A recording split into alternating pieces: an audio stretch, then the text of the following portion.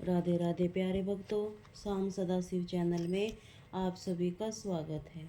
आज हम आपके लिए लेकर आए हैं कार्तिक महात्म्य का 14वां और 15वां अध्याय। नारद जी बोले, हे राजन, जब उसको इसी प्रकार धर्म पूर्वक राज्य करते देखकर देवता शुद्ध हो गए, उन्होंने देवादिदेव भगवान शंकर के मन में स्मरण करना आरंभ कर दिया। कितने ही प्रकार की स्तुति की। तब भक्तों ने कामना पूर्ण करने वाले भगवान शंकर ने नारद जी को बुलाकर कहा, देव कार्य करने की इच्छा से उनको देवपुरी भेजा। शंकर भगवान नारद भगवान शंकर की आज्ञा से देवपुरी में आए। इंद्र आदि सभा देखकर व्याकुल होकर शीघ्रता से उठकर श्री नारद जी की स्तुति करने लगे। उत्कंठा भरी दृष्टि से उन्हें नारद जी की ओर देखा, अपने सब दुखों को कहकर उन्हें नाश करने की प्रार्थना की। नारद जी ने कहा, मैं सब कुछ जानता हूँ, इसके लिए अब मैं दैत्यराज जलंधर के पास जा रहा हूँ। ऐसा कहकर देवताओं को आश्मित कर श्री नारद जी जलंधर की सभा में आए। जलंधर ने भी श्री नारद जी के चरणों की पूजा कर हंसते हुए कहा,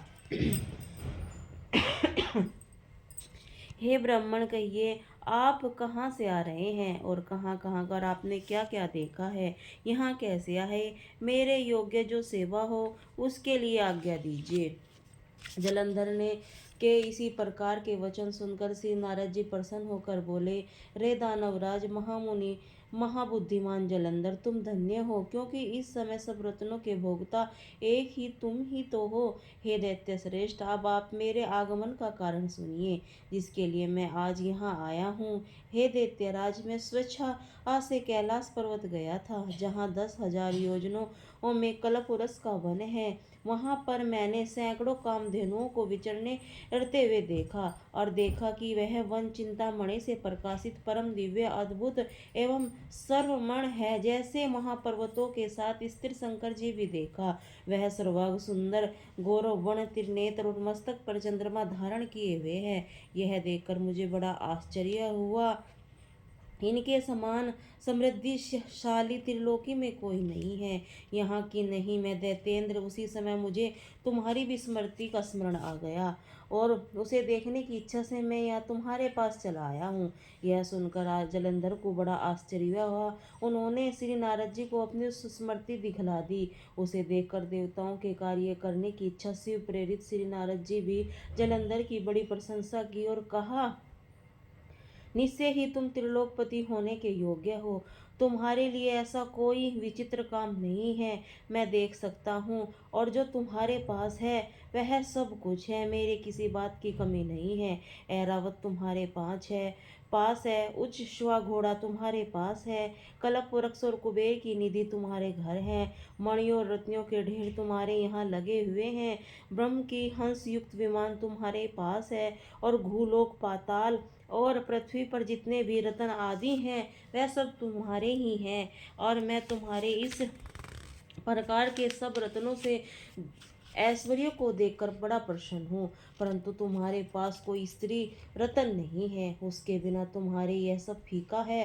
तुम कोई स्त्री रतन ग्रहण करो।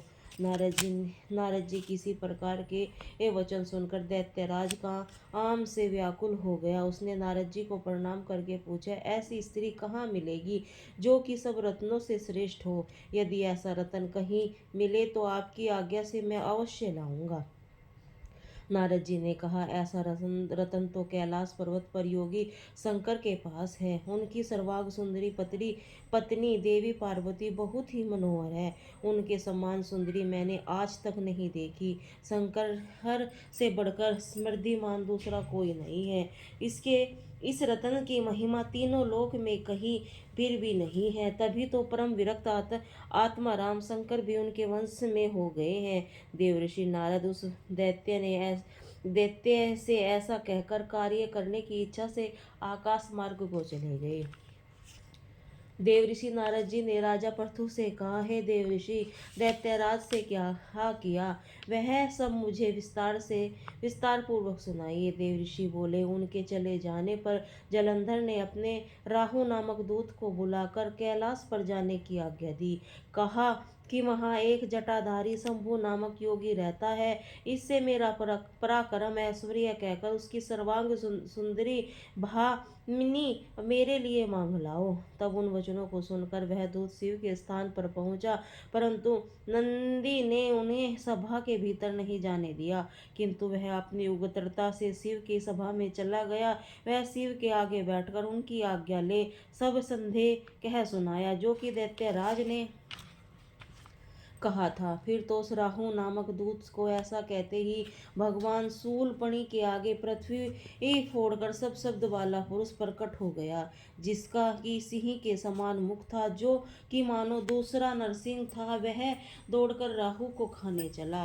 राहु बड़े जोर से भागा, परंतु उस पुरुष ने उसको पकड़ लिया। इसने शिव की शरण ली, अपनी ही रक्षा मांगी। शिव जी ने उस पुरुष से राहु को छोड़ देने के लिए कहा कि मुझे बड़े जोर से भूख लगी है, पर मैं क्या खाऊं।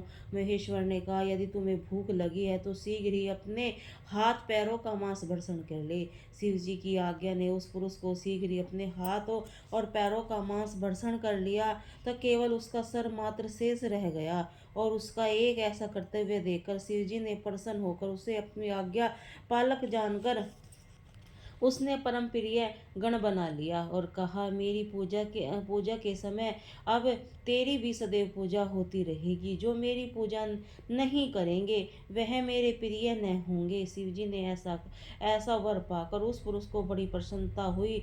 उस दिन से ही शिव जी के द्वार पर स्कृति मुख नामक गण होकर स्थित रहने लगा। बोलिए राधे राधे।